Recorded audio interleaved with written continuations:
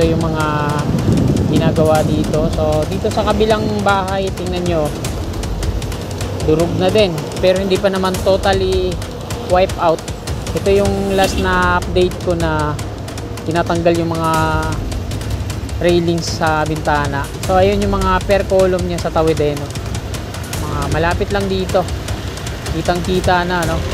Kung matatanggal yung mga puno na yan, sana naman wag tanggalin, no? Dahil mataas naman yung maging viaduct niyan, sana wag na pag-aalaman yung mga puno para yan, nakakatulong sa ating ano, para sipsipin yung mga alikabok. So dito naman sa tawid, ito, wipe out na yung mga bahay dito. Sinimulan ko to, walang naniniwala sa paligid ko. Ano? Ayan, magandang umaga mga kasikap. Beata Street ulit tayo at patungo tayo dito sa right of way ng Skyway Stage 3 Section 2A. So kuha tayo ng update ngayon, araw po ng Martes, ika-25 na po na Nobyembre taong 2025. So titingnan natin ngayon kung ano yung latest na progreso o ganap ngayon dito, no? So dyan lang yan sa ating harapan, Beata Street, corner Paco Santa Mesa Road. Ayan. Dito yung sa kanan natin, so silipin natin.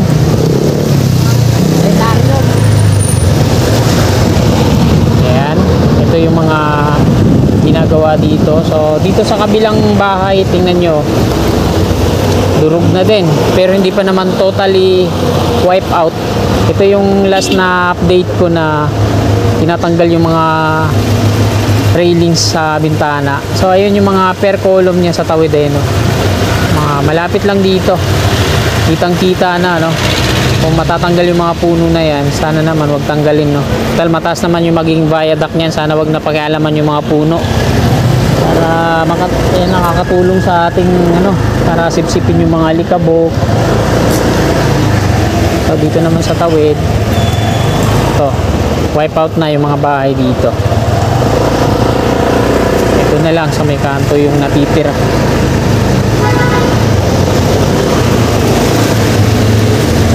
Kanan na po tayo dito, Paco Santa Mesa Road. May nakikita na akong heavy equipment dun sa dulo.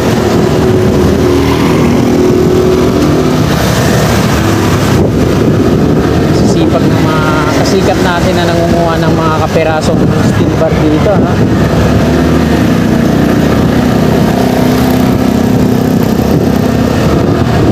Yan sa kanan natin yung right of way ng Skyway Stage 3 Section 2A.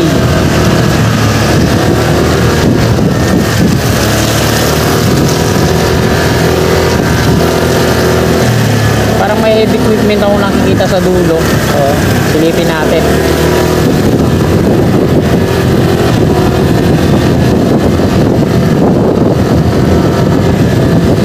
Meron din dito excavator.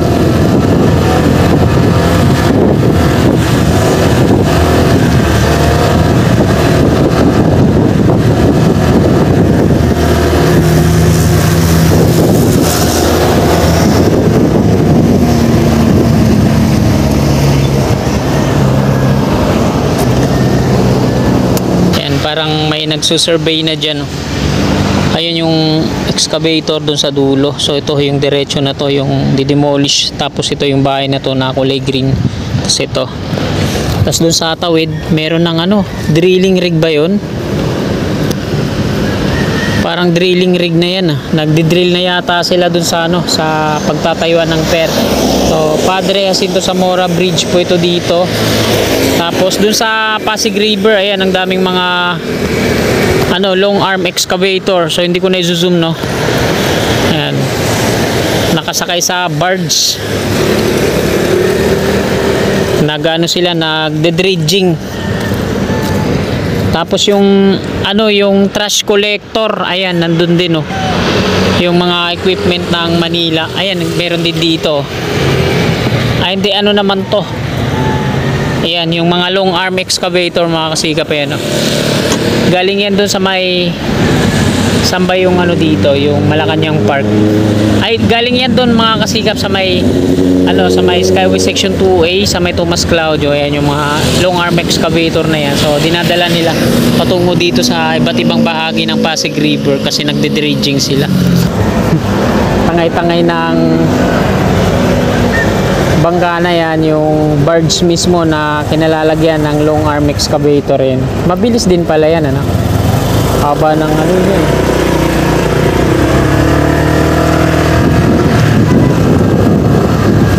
Ayan.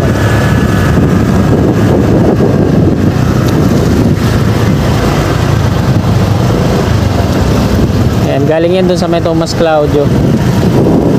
So dito nga, mayroon na sila may nangangawil dito. Ayan drilling rig. Ayan, gumagawa na sila dyan ng per column. Pabalik na tayo.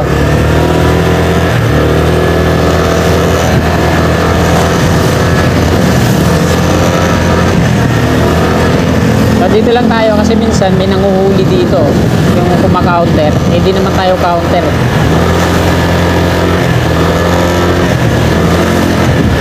Paket tayo dito sa flyover dyan sa taas.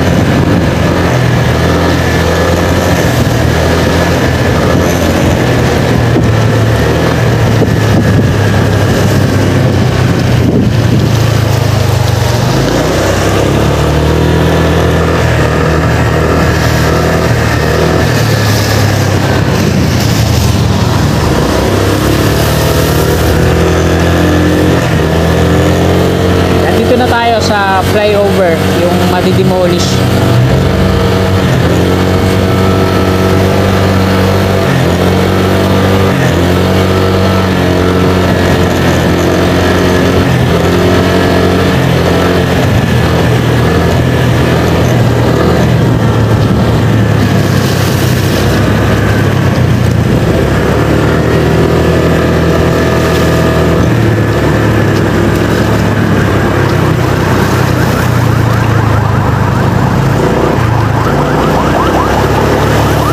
Tayo para kita lahat dun.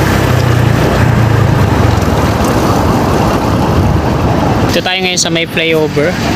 So ito yung Skyway Stage 3. Ayan, mula Balintawak patungong Buendia. So ito naman yung Section 2A.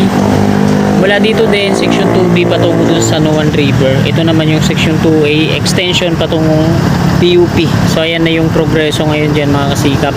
Nabuna nila yung mga scaffolding, ayan, mga shoring jack sa baba patungo dun sa ikadalawang beam sa taas, yung pangalawang deck na gagawin. Ayan, yung kabilaan konkreto na po yan at yung mga ganibag na nakabalot dyan wala na. So yung sa kabila naman sa likod, yung rebar, ayan hindi, wala pang hindi pa pinupormahan. So patungo na yan dun sa PUP Santa Mesa. Zoom in lang natin. Ayan mga kasikap, ito na po yung latest na progress dito sa Skyway Stage 3 Section 2A.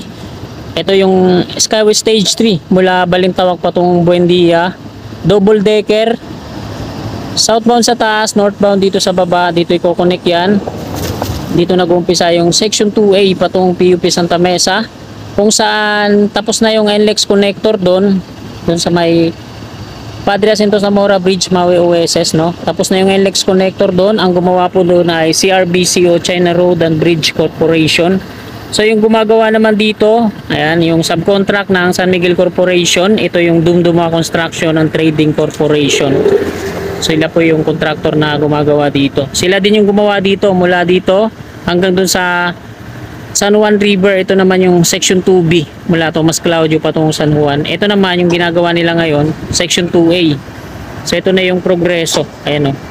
Na-installan na nila ng mga shoring jack sa baba, scaffolding patungo dun sa ikadalawang beam. Tapos andyan na. Nakuha sila ng platform para dyan sa ikalawang beam. Double decker kasi yung nasa gitna na yan.